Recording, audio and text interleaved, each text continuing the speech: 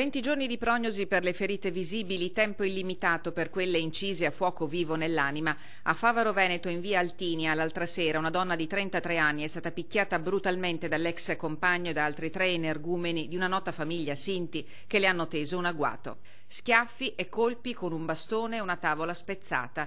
Un attacco vile che non può essere associato a generiche motivazioni di disagio relazionale.